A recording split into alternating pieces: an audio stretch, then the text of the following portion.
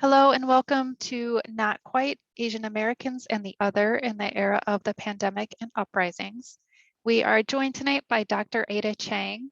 She is a professor turned storyteller and storytelling show producer.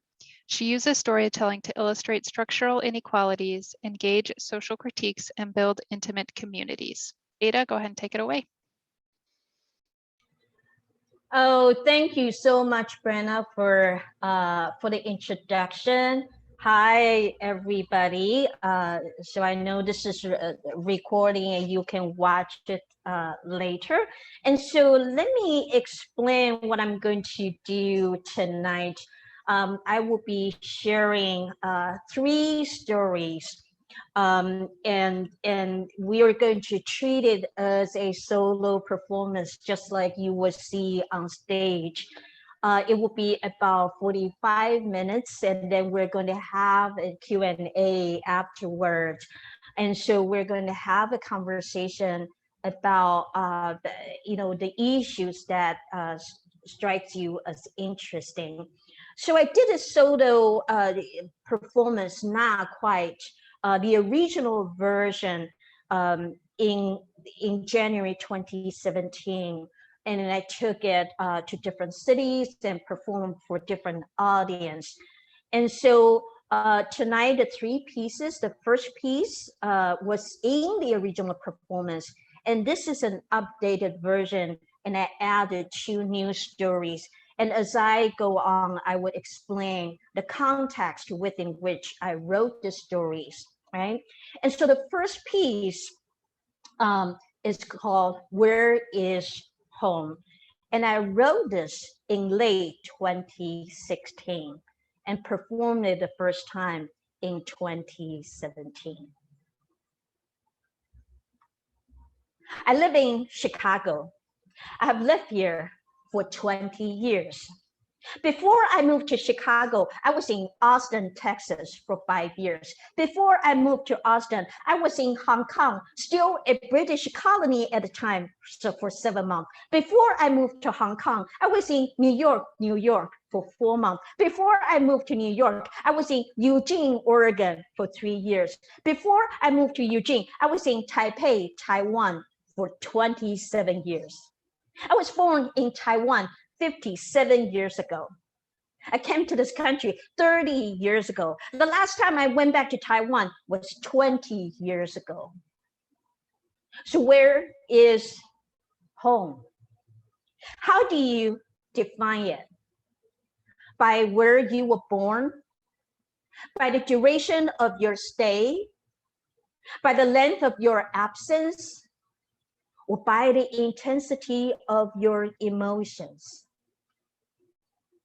I have lived in this country for over a quarter of a century. I still have a tough time answering questions like, are you from Chicago? Where are you from? These questions always throw me off. I have lived in different cities for different durations of time, and the answer depends on the time frame. And if you don't specify, I assume you want to know the origin of my birthplace. For some of us, it's not a city in the United States. It's another country, another continent, or in my case, an island in the Pacific Ocean. What does home mean, really?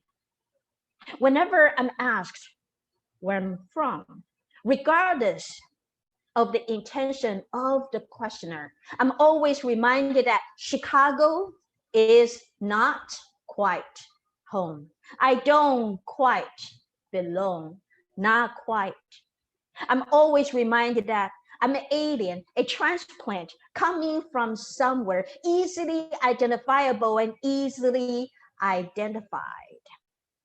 Look at me, my skin color, my facial features, my appearance, my clothing, my demeanor, and my speech. Everything about me marks me. So after being a green card holder for 10 years and being an immigrant for 25 years, I finally decided to apply for American citizenship in 2015.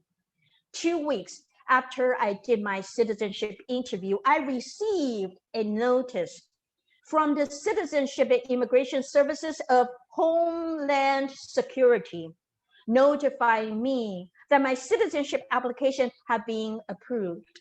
And my swearing ceremony was scheduled on May 27th, 2015. Do you remember May 2015? What was happening in different parts of this country, in cities like Baltimore, Cincinnati, Los Angeles, and Seattle? I'll come back to that later. My citizenship application process had been smooth, except the carelessness with which the USCIS staff handled my mail. They mailed out the notice without sealing the envelope, and the notice with my full legal name, my social security number, my green card number, and my address was sticking out of the envelope in my mailbox. Are you kidding me? I have been paying taxes in this country for 15 years, and you couldn't take 2 seconds to seal one of the most important documents in my life? I invited my then partner and the chair of the department at the university where I was a full-time faculty member to join me for the ceremony. So my guests and I arrived at the USCIS building in downtown Chicago right before 1 p.m.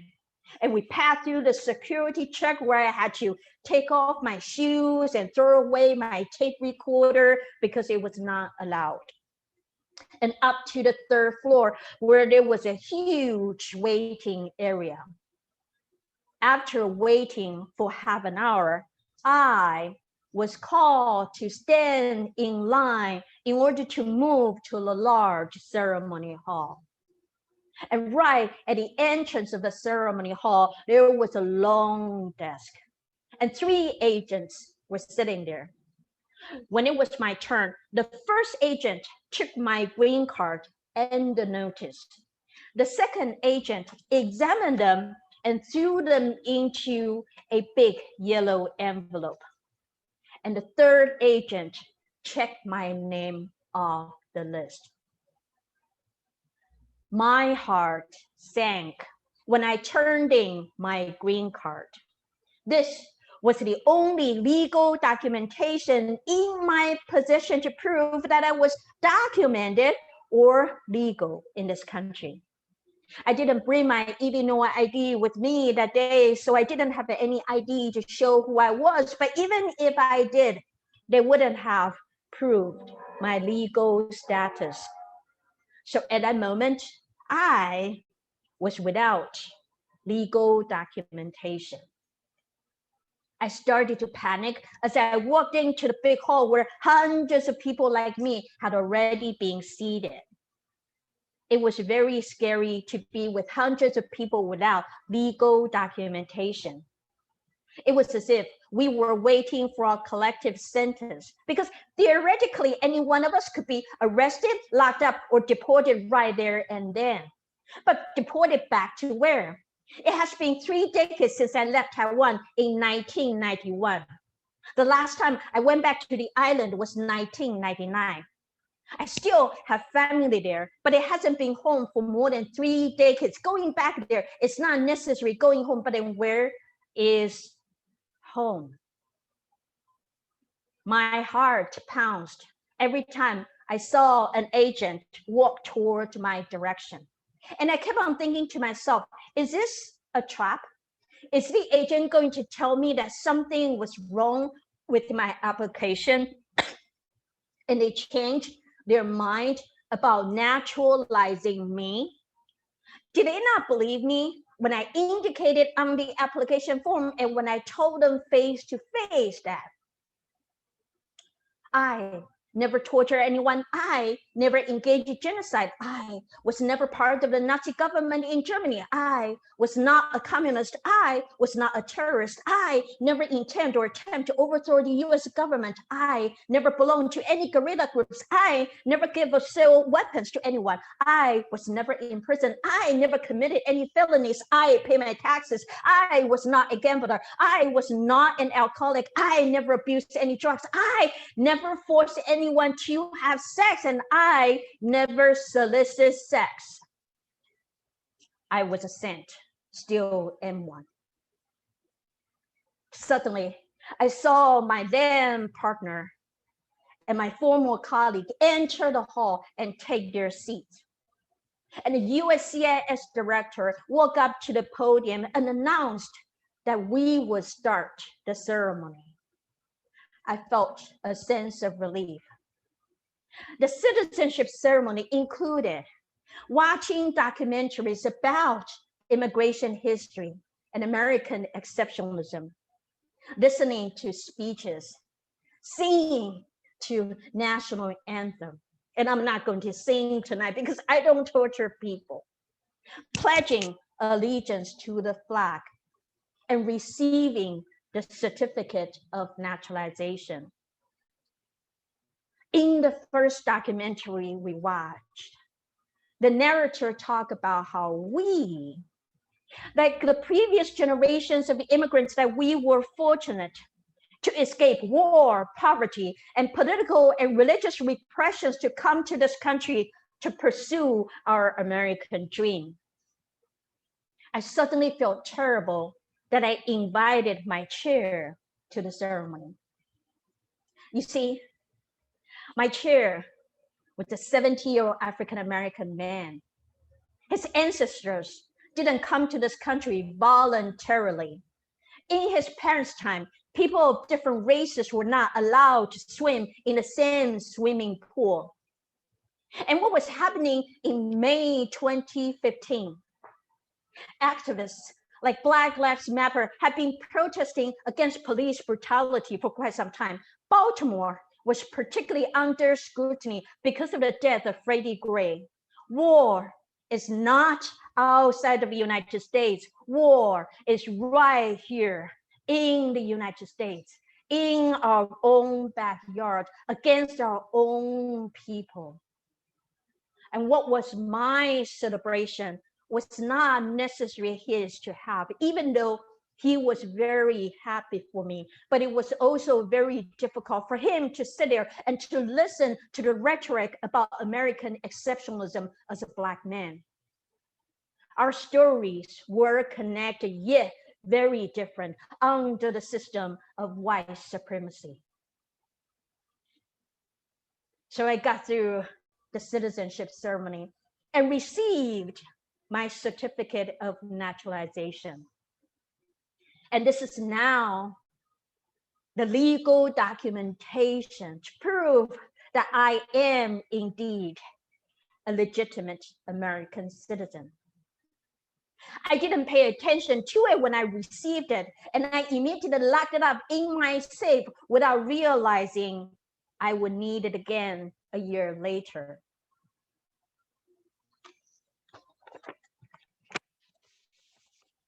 So this is my certificate of naturalization. This is the real copy. So there are two numbers on it. There is this number for the certificate, 37434837. And there is another number, A09778150. Do you know what an A stands for? I didn't realize the significance of these two numbers until when I tried to apply for Affordable Care Act health insurance in December 2016. I was asked for these two numbers when I identify myself as a naturalized citizen. And that A stands for alien. That's my alien registration number, a number I carried for decades before becoming a citizen, and a number I will continue to carry. You see, These two numbers are for registration, and there's always a registry for aliens. Most people would assume that the process of naturalization enables immigrants like me, and let me be very clear, a very privileged one, to assimilate into this country, to be part of this country, and to finally be home. I have contributed to this country by educating young minds at a university for decades. And here is the irony. Not as a citizen, but as an immigrant. First on my H-1B visa, and then with my green card. This country has entrusted immigrants with some of her most important jobs, including raising children, caring for the sick, cleaning houses, and educating young minds. Yet we are forever unwelcome. As much as I try to blend in by achieving the American dream, this country, or shall I say this government, is never going to let me forget that I am indeed an alien and will forever be one. So this is my American journey, my American dreams pursued and achieved, but I'm still not home. Thank you so much. So this is the first story, and this is the first piece for Not Quite. The second piece is I wrote this piece toward the end of 2019. So this is a recent piece, and it's entitled Dear White Woman. And so this is a letter. And so for those of you who just joined me, I'm going to tell stories. I'm going to take you on the journey about Asian American experiences. And so I included a piece that I wrote several years ago, but also two recent pieces.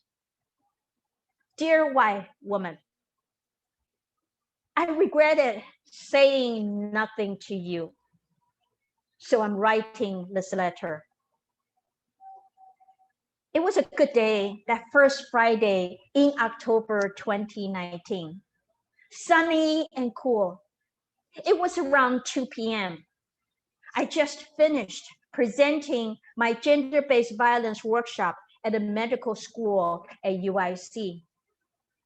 I had started this new job with the university in July, and this workshop was the first major one I had to conduct with this new position. I was happy because I thought everything went well, so well that student organizers told me that they wanted me back in spring. I was feeling proud, standing in front of the medical school building entrance on Polk Street. When I ordered Lyft to return to my office, you were right there dropping off someone. I was elated that I didn't have to wait long. The day is really going my way, I thought to myself. I got into your car and said, "Thank you so much. How are you?" My standard greeting to a Lyft driver.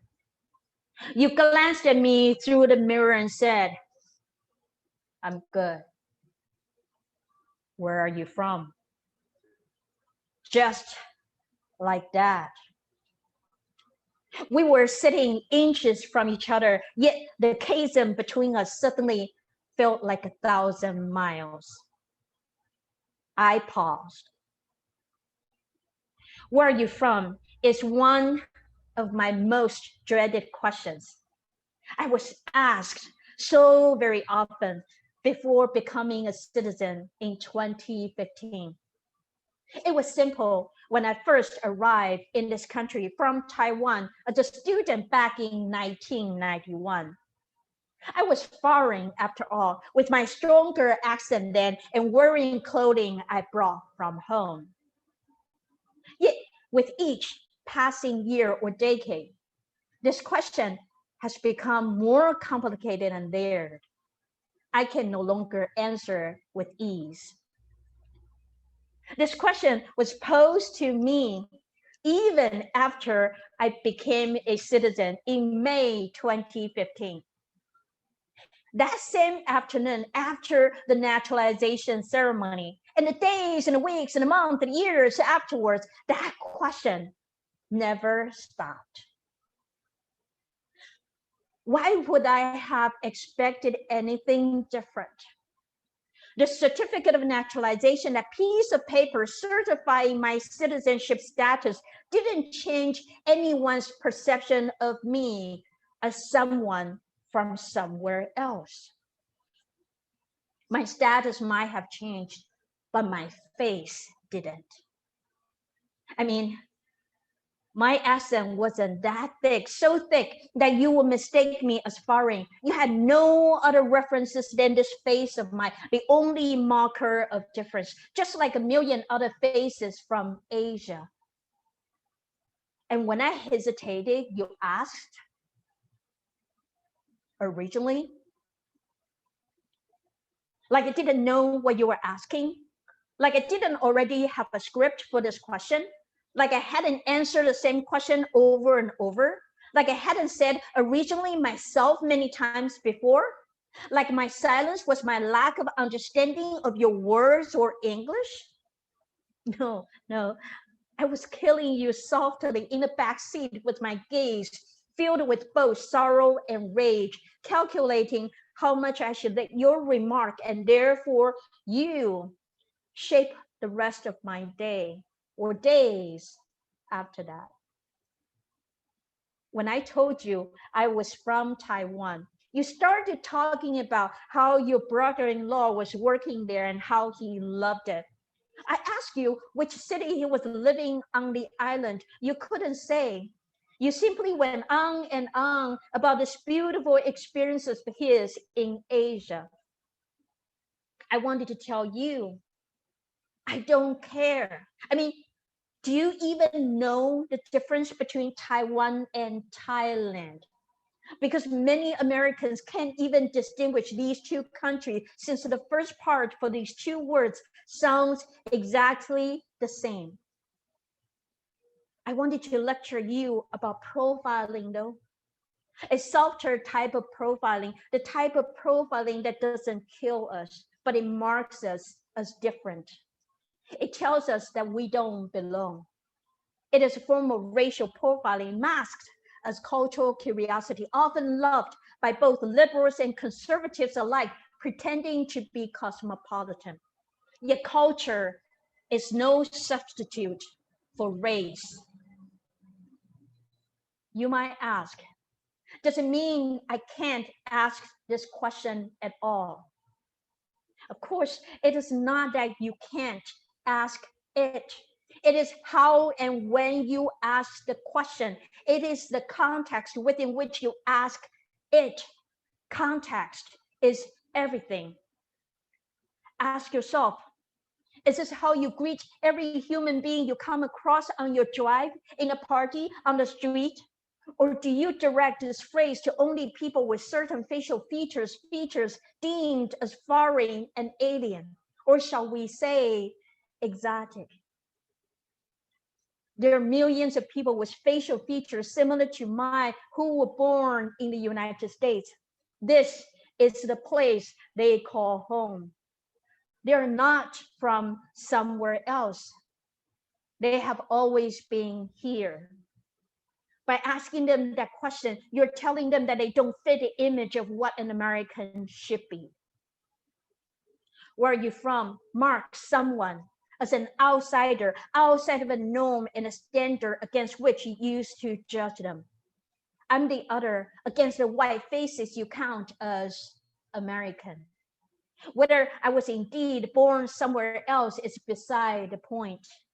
I might be a citizen on paper, but it is still a long way to belong and to call this country home, even after 3 decades. Let me tell you a story. I once performed my solo Not Quite at Des Moines, Iowa. During the talkback, a middle-aged white woman vehemently disputed my comment about the racial implications of this phrase. She insisted that she could not be racist since her husband, sitting right next to her, was a Chinese man from Hong Kong. It was as if her physical proximity to a person of color could excuse or exonerate her of any bias or prejudice. She said that she was simply curious about other cultures, insisting on her good intentions. She couldn't stop arguing until another white audience asked her to ponder this question: who is in the rightful place to define racism? I believe you if you say you were simply trying to be friendly, except benevolent intentions don't always matter, especially when they lead to harmful impact. Not on you, but on me. It should have been a great day for me. Instead, I spent a 7-minute ride debating if I should get out of the car, if saving $5 was worth my dignity, if I should educate you as opposed to simply enjoying my existence, if I should trade dignity for convenience, if I should stay quiet while struggling with my own conscience and doubting if I did the right thing with my silence. All the energy that should have been reserved for my joy that day was wasted on you while you were so oblivious to everything. I used to intervene until my energy was completely drained, until I no longer had joy in life.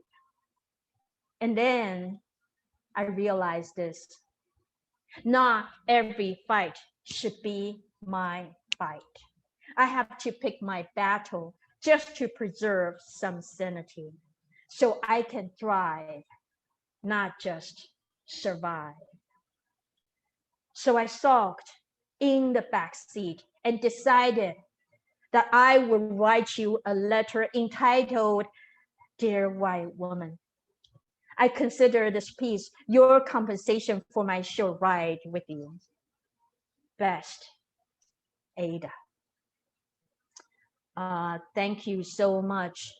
So this is my second piece written in late 2019.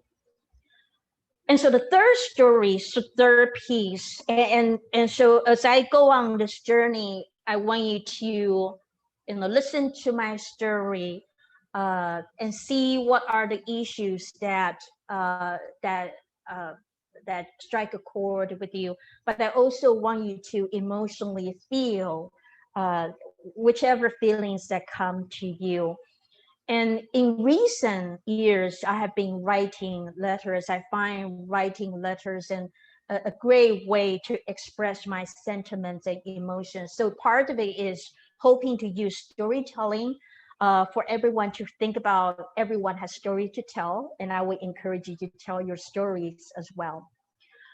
The last piece is called A Letter to My Younger Self. And let me explain, the context within which I wrote this piece. I work at UIC as the Education and Outreach Specialist for a Women's Leadership and Resource Center. So this student, one day, February last year, 2020, I received an email from a student. And I wrote this piece a few months later, so sometime last year, And what I'm going to share here is a series of exchanges between myself and the student.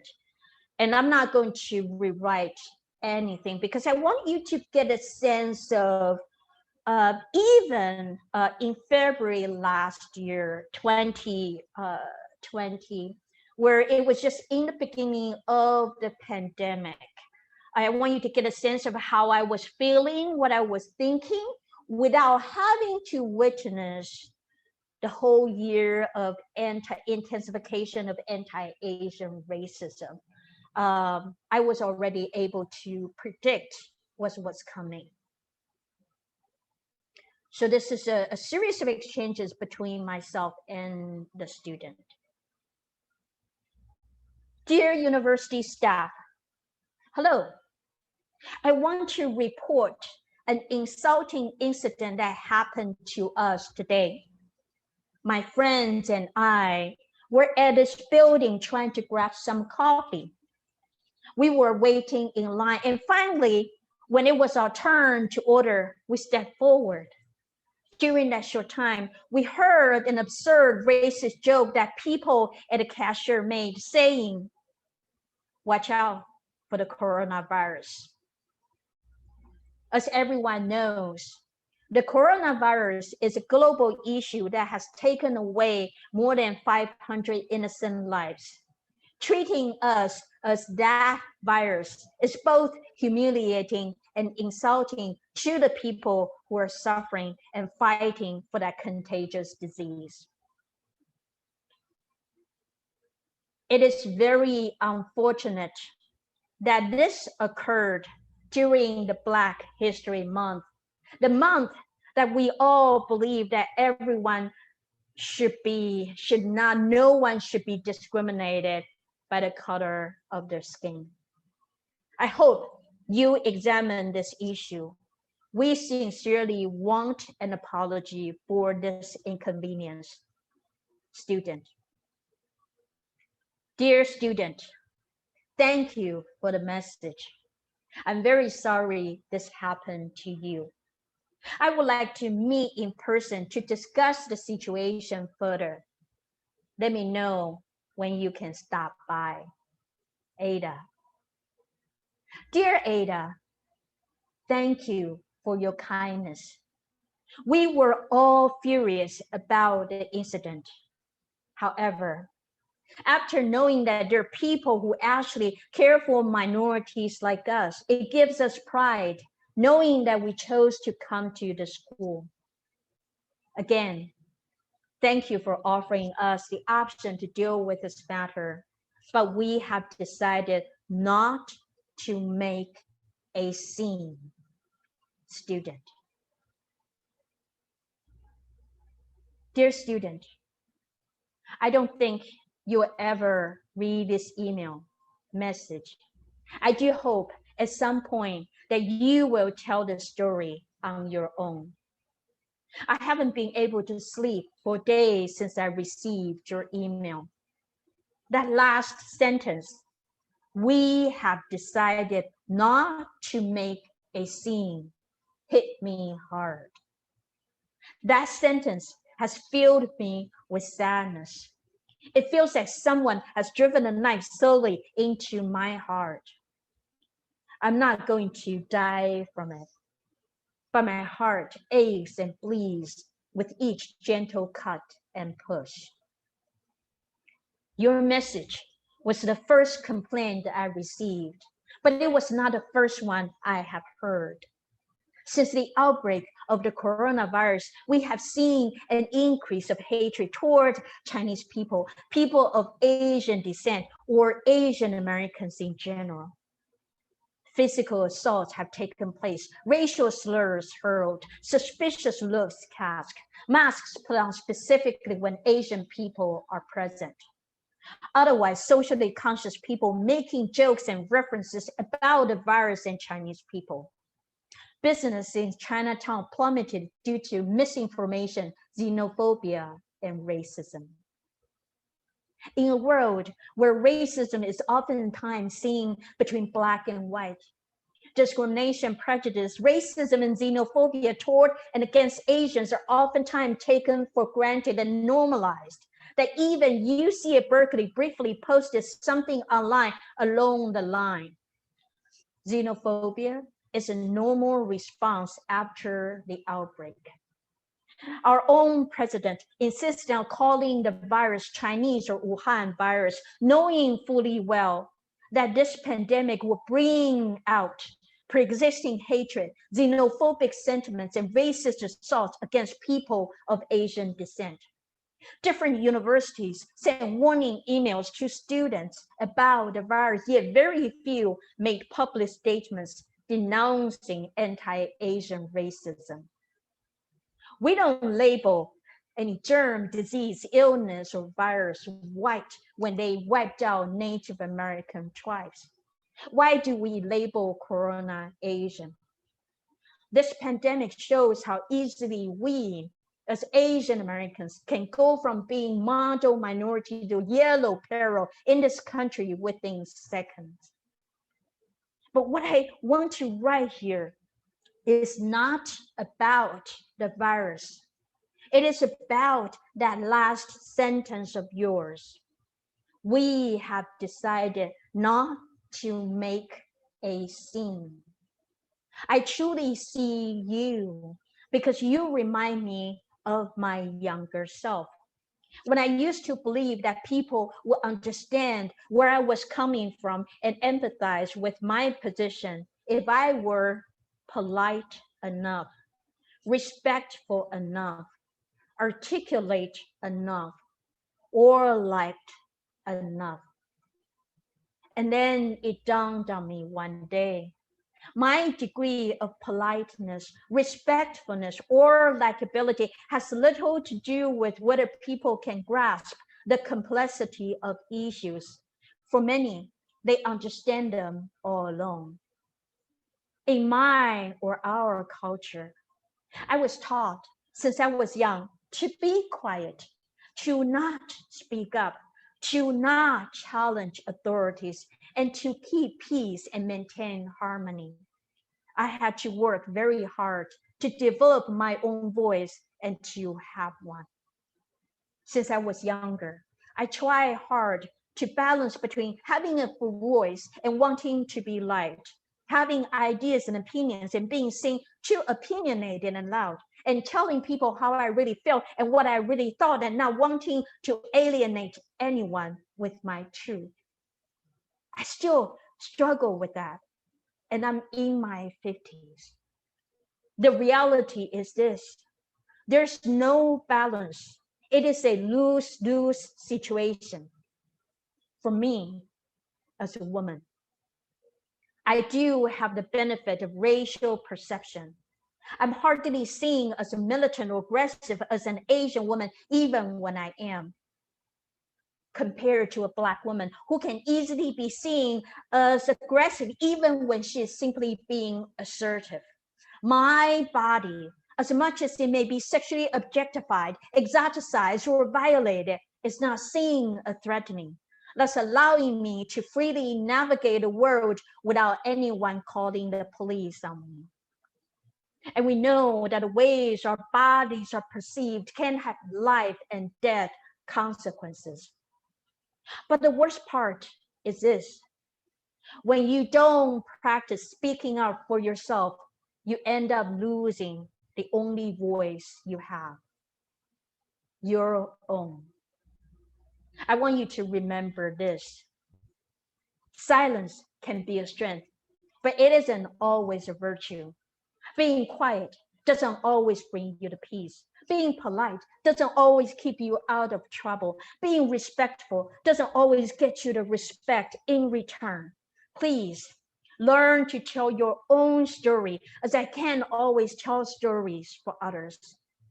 Learn to shout on top of your lung. Make a scene. Be the troublemaker. Be the trouble for yourself and others. It's time.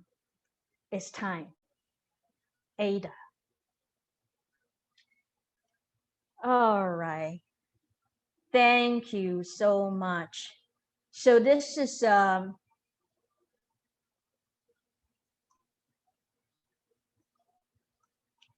my third piece um, for the whole solo performance for Not Quite Asian Americans and the other in the era of the pandemic and the uprising.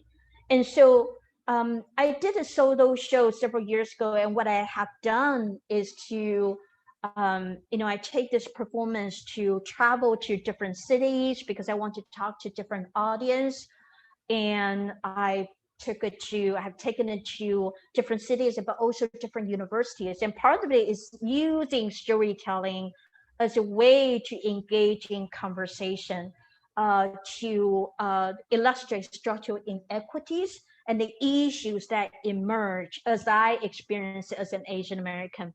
And then what I usually do is I treat this as a talk back after the performance. I don't have any agenda in mind. So what I'm going to do is simply, Brenna, would you like to?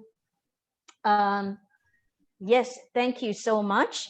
And so Brenna agreed to moderate the conversation. And so what we can do is for you to share your thoughts, feelings, ideas. It doesn't anything that strikes you as interesting. I don't have any agenda. Anything that comes up for you, some of the issues that have emerged for you, it doesn't have to be a question. It can be a comment, anything that you find interesting or upsetting, anything. um, Brenna, would you like to say a few words? Sure. Yeah. So as Ada said, anything you'd like to say, you can type that in the chat. I do have a question just to get us started, Ada. How did you get involved in storytelling? Oh, good question. So this is a great question. There's a story behind it. I was a tenured professor in sociology at DePaul University. So I was an academic for 15 years. And I thought I would stay academic for the rest of my life and die as an academic. And then this is a real story. One August morning, 2015, I woke up in the morning, 8:30, surrounded by my cats, and they're looking at me. And I have this cup of coffee in my hand. I can feel the August breeze. And then I thought to myself, I think I'll do better as a stand-up comedian. And that's really true. I thought, and remember why I used when I was teaching at the university, I used to use stand-up clips. Some of the comedians I would not use anymore, but I would use stand-up comedy clips, short clips, and for undergraduate student classes and for class discussion, because some of the comedians are really making poignant observations of our society. And I thought to myself, what a great way, to engage with the audience. Meaning, while I was in academia, I find that I was able to, challenge people to think intellectually, but I felt that I could never quite reach their heart. And what I really want them to do is not only, every quarter student would say, Ada, you change the way we think. But I also know that once the quarter is over, once they leave the classroom, it would be business as usual. But what I really want to do is to, for my students to go out and they will say, I want to do something to change the world. I want to make the world a better place. And the truth is, people act not because they have the right information. People act because they're emotionally driven, they're compelled. And so I was always looking for something to reach students emotionally. And so one morning I thought, I think I'll do better as a stand-up comedian, right? Entertaining, but also at the same time, I want to make people to think, let me try art. And so I went online, Second City website. I started taking improv classes. And the second session, I stumbled into storytelling fell in love. And I just realized, that summer when I was performing at Second City, I was having fun. I was feeling alive. I could feel my passion, right? And I was like living my dream. And by the time I went back to the university in fall, uh, it's very different for me. At night, I would be performing at Second City. I would be performing on stage. I was having fun. I was feeling alive. And then when I went to the classroom, I felt like I was doing a job. And I loved my students, but I didn't feel like I was in love with teaching. And I really feel I wanted something deeper, something more engaging, something that I can emotionally engage with people. And so 3 months later, I decided to resign from my tenure position and to pursue storytelling and performance and using, and this is really how it all started, that I decided I was bored with the academic discourse, the jargons and theories, and I wanted something creative. I want to use storytelling uh, to illustrate, right, structural inequities. I can talk about sexism, I can talk about racism, immigration issues through storytelling. And now what's the difference really is I'm able to engage people emotionally. And so that's how it all started. That's a huge leap of faith and a really great story how you got started. One more question for you. So you've Mhm. mentioned that you used to do a lot of performance in person and then you shifted to online. Mhm. How have you found the experience to be different between the two mediums? Oh, so this is very interesting. Um, in person is immediate. I mean, you're sitting right there, right? There's no escaping.